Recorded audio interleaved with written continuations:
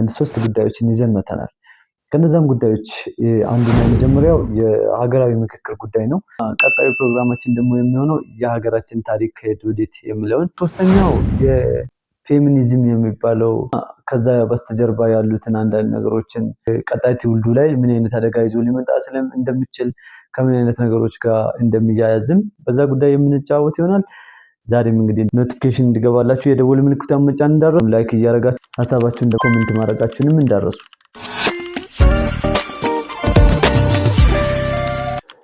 ሰላም ውድና የተከበራችሁ የዩቲዩብ ቻናል ቤተሰቦች፣ ዛሬም እንግዲህ ሳምንታዊ ፕሮግራማችን ጀምሯል። ይህንን ፕሮግራም ወዳችሁ ፈቅዳችሁ ስለምትከታተሉ ከልብ እናመሰግናለን። የሀገራዊ ምክክር ቅሬታ አለኝ ብዬ ከማነሳቸው ጉዳዮች የመጀመሪያው ያው ሁሉም በሚባል ደረጃ የቆየ ታሪክንና በእድሜም ገፋ ያሉ ሰዎች ናቸው እዛ በምክክር ኮሚሽኑ ላይ ቀርቦ እየተወያዩ። ነገር ግን ጊዜ በኢትዮጵያ ፖለቲካ ላይ ኢኮኖሚም ላይ በተለያዩ ዘርፎች ላይ ሲሰሩ የነበሩ ሰዎች ናቸው። ያን እንደሆነ እረዳለሁ። ነገር ግን መንግስት ከዛም ውጪም ደግሞ ህዝቡም ከዛ ውጪ ማየት አለበት ብዬ የማስበው ነገር አለ። ሀገሪቷ ላይ ያለው አብዛኛው ወጣት ከመሆኑም አንፃር እነዚህ ሰዎች ደግሞ የዛ ያለፈ የታሪክ አባል ከመሆናቸውም አንፃር እዛኔ ያጠፉት ነገርና የጠፋ ነገር ካለም ያንን ነገር ሸፋፍኖ ለማለፍ የሚደረግ ሩጫ ውስጡ ላይ ይኖራል ብዬ አስባለሁ። ከዛ ውጪ ግን የፖለቲካል ይዘቶቻችንን በሀገራችን የተለያዩ መገፋፋቶች አሉ። የእምነት አለ፣ የፖለቲካና የተለያዩ መገፋፋቶች አሉ። እነዛ መገፋፋቶችን በምን መልኩ ነው የሚፈታው የሚለውን ነገር ራሱ ገና ረጅም አጨቃጫቂና ከዚህ ምክክር ኮሚሽኑ ምክክር በኋላ ራሱ አጨቃጫቂ ሊሆን ይችላል ብዬ ሀገር ውስጥ የማይኖሩ ግን ውጭ ሆኖ ይህንን ጉዳይ የሚያቀሳስሩ ግሩፖች አሉ። ይህን አክልም መሰረታዊ ጉዳይ አይደለም ተብሎ ችላ ተብሎ የታለፉ ጉዳዮችን እነዛን እንደ አጀንዳ እያመጡ በእነዚህ ጉዳዮች እኮ ውይይት አልተካሄደም፣ በዚህ እንደዚህ አልተደረገም የሚል እንትን ማምጣታቸው ይቀራል ብዬ አላስብም። ከዛ ጋር በተያያዘ ቅድም መግቢያ ላይ ለመጥቀስ እንደሞከርኩት ሀገራችን ታሪክ የተድበሰበሰና በጣም ብዙ አሳስገሰስ ውስጡ ያለበት ለተወሰኑ ግሩፖች እና ለተወሰኑ ሰዎችን ለማስደሰት ብቻ የተደረገ ታሪክ ነው ያለን ብዬ ነው ማስበው። ከእምነትም አንፃር፣ ከፖለቲካም አንፃር፣ ከብሔርም አንፃር በብዙ በኩል ማየት ይቻላል። ከእምነት አንፃር ሲታይ በ1940ዎቹ መጨረሻ አካባቢ የእምነት እኩልነትን እያካሄድኩ ነው ወይም ደግሞ የእምነት እኩልነት አለ ለማለት ኃይለ ሥላሴ ያደረጉት ግፍና ጭቆና የሚታወቅ ነው።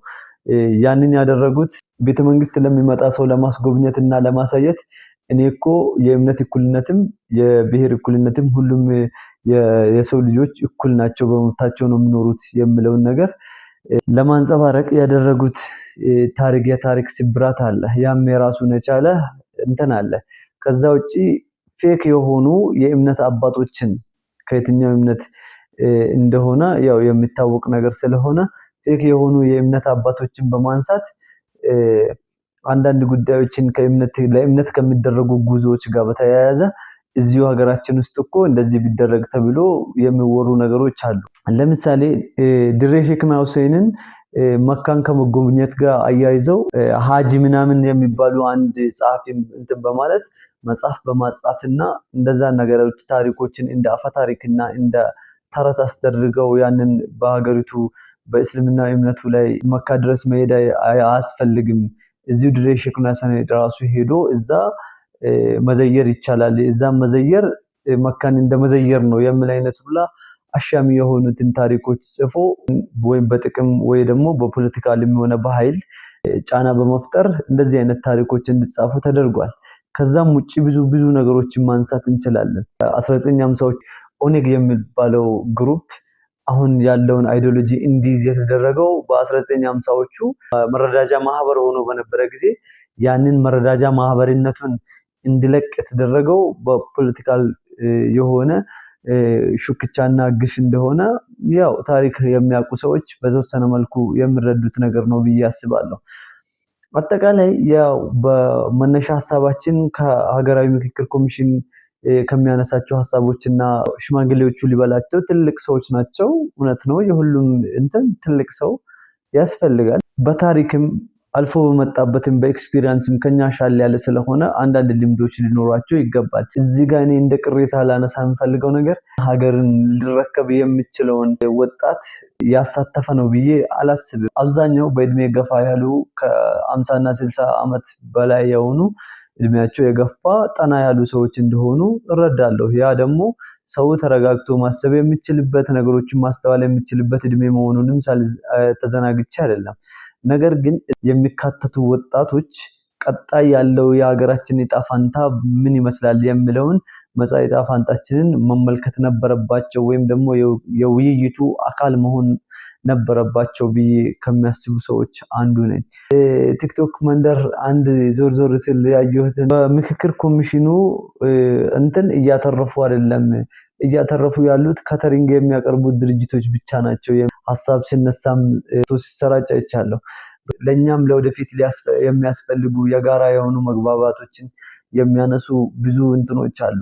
ከዛ ጎን ለጎን ግን የሚያነሱትን ሀሳብ ለወደፊት ሳይሆን ባለፈው ማንነትና ባለፈው ታሪካችን ላይ አብዛኛውን ጊዜ እያሳለፉ ነው ብዬ ነው የማስበው።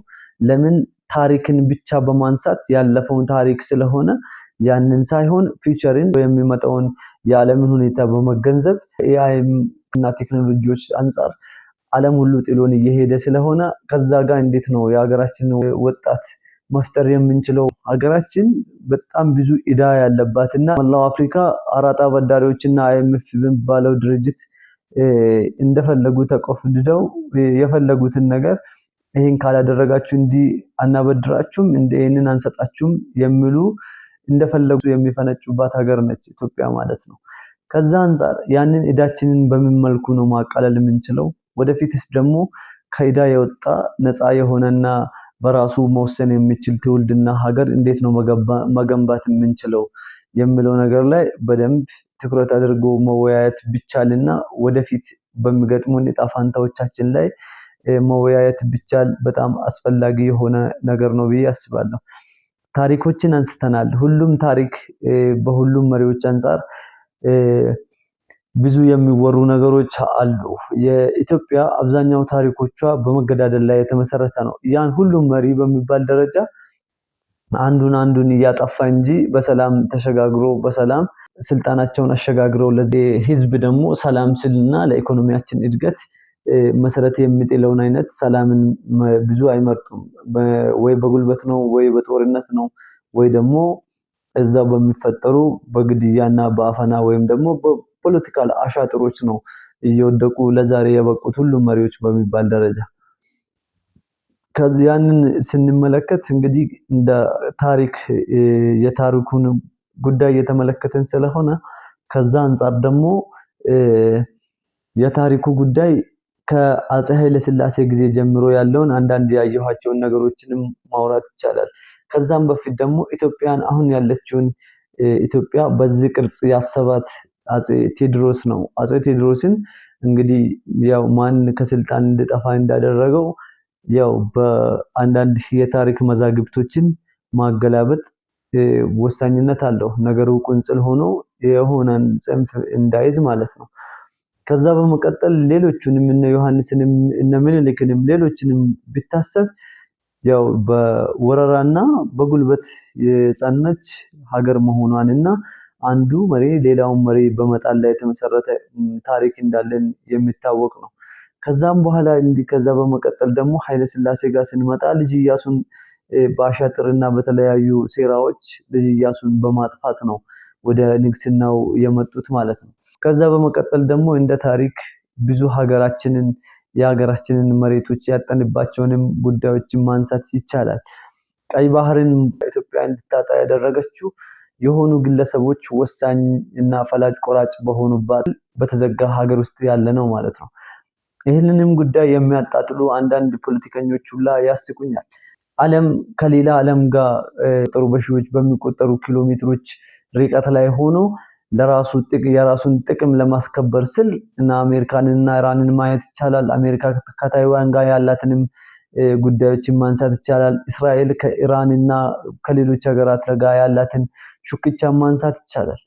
እነዚህ ሀገራት በሺህ ኪሎ ሜትሮች መሃል ድንበር የማይጋሩ ሀገራት ሆነው ግን ለሀገራቸው ለወደፊት እድል ዕጣ ፈንታና ለዜጎቻቸው የተደላደለ ህይወት ለመኖር ሲሉ በድንበርም ሆነ በምንም በማይገናኙ ሩቅ ያለ ሀገርን ለማንበርከክ ጥቅማቸውን ደግሞ ለማስከበር የሚደረገውን ሩጫ በአይናችን እያየን እየተመለከትን ያለ ጉዳይ ነው።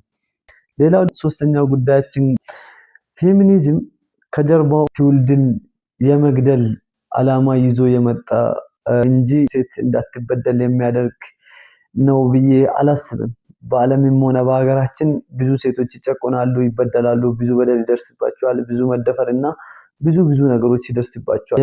ሞራልም ሆነ ኢኮኖሚካሊ በአካልም ሆነ የስነ ልቦና ብዙ ጫናዎች ሴቶች ላይ እንደሚደርስ ዓለም ሁሉ የሚያየው የሚሰማው ጉዳይ ነው። ይሄ የፌሚኒዝም የሚባለው ጉዳይ ከጀርባው ሆሞሴክሹዋሊቲንና ትዳርንና እንደዚህ ቤተሰብ መመስረትን የሚያጥላሉ ጉዳዮችን ነው እንጂ ለሴት ልጅ መብት የሚቆም ብቻ አይደለም። በሚዲያ ላይ ወጥተው የሚያለቅሱትንና ጩኸታቸውን የሚወተውቱትን ብዙን መስማት ይቻላል። ነገር ግን ለነዛ ብዙ የሆነ እዚህ ግባ የሚባል መፍትሄ ሲሰጥ ብዙም አላየንም። ደፋሪ እንደ ደፋሪ እርምጃ ሲወሰድበት ቅጣት ሲጣልበት ብዙም እያየን አይደለም። ሕፃን ልጁን ደፍሮ የሚገልና ሌሎች ከባድ የሆኑ ለመስማትም ለማውራትም የሚሰቀጥጡ ድርጊቶችን የሚፈጽሙ ሰዎችን ማየት የተለመደ ሆኗል። የገዛ ልጁን እንኳን ደፍሮ የገደለን ሰው 10 እና 15 ዓመት 20 ዓመት ማሰር በተጠቂው ላይ ማፌዝ ይመስለኛል። የሞት ቅጣቱ እንኳን ሲያንሰው ነው ማለት ነው። በተለያዩ ሚዲያዎች ላይ ሲሰራጭ ሲወተወት ይሰማል። ግን የአንድ ሳምንት ትሬንድ እና የአንድ ሳምንት ሞቅታ ብቻ ሆኖ ነው የሚቀረው። ይህን ጉዳይ በፌሚኒዝሙ ሸፋፍኖ ነገሮችን አጀንዳ ለማድረግ የሚደረገውን ሩጫ እኔ በግሌ አልደግፍም። ነገር ግን ተመጣጣኝ የሆኑ እርምጃዎች አለመውሰድ ደግሞ የራሱን የቻለ እነዛ በህይወት ያሉ ላይ መሳለቅ ነው ብዬ ነው ማስበው። ከዛ እንግዲህ ወደ ዋናው ፌሚኒዝም በሚለው አጀንዳ ላይ ስንመጣ ሴቶችን ከባድ የሆነ እዛ ግሩፕ ውስጥ በማስገባት ቤተሰብ እንዳይመሰርቱ እና ትዳርን እንዲጠሉ ከዛ ደግሞ ብቻቸውን እንዲኖሩና ከዛ ጀርባ ደግሞ ሌላ የሆነ የፖለቲካና የራሱን የቻለ ሆሞሴክሹዋሊቲ አንግቦ እንጂ ብቻውን ለሴት ልጅ መብት የቆመ አይዲዮሎጂ ነው ብዬ አላስብም። ፎስፈረስ ኬሚካሎች ህፃናትና ሴቶች ላይ ሲዘንብባቸው ዓለም ጆሮ ዳባ ልበስ ብሎ ያለፈው ጉዳይና ለሴት ልጅም ለህፃናትም ምንም አይነት ደንታ የሌለውን ዓለም መሆኑን ደግሞ ያየነው የሰማነው ጉዳይ ነው። ይህንን ፌሚኒዝም ራሱን የቻለ አንድ አይዲዮሎጂ ነው። በውስጡ አቢሶ ደግሞ በኢትዮጵያ ውስጥ የሚራመደው ፌሚኒዝም ትዳርን የመበተን ሆሞሴክሹዋሊቲ ማስፋፋትና ሌሎች አጀንዳውን ከጀርባ ፈንድ የሚደረግ አይዲዮሎጂ እንደሆነ እንድትረዱ መልእክቴን አስተላልፋለሁ ማለት ነው። ዛሬ የነበረን ቆይታ በእነዚህ በሶስት ጉዳዮች ላይ ፕሮግራም ነው ማለት ነው። እስከመጨረሻው ድረስ ስለተከታተላችሁ ከልብ አመሰግናለሁ። ዩቲዩብ ቻናሌን ሰብስክራይብ እያደረጋችሁ ሌሎች አዳዲስ ቪዲዮዎች ስለቅ እንዲደርሳችሁ የደውል ምልክቱን መጫን እንዳትረሱ። በቀጣይ ፕሮግራም እስክንገናኝ ድረስ ቸር ሰንብቱ።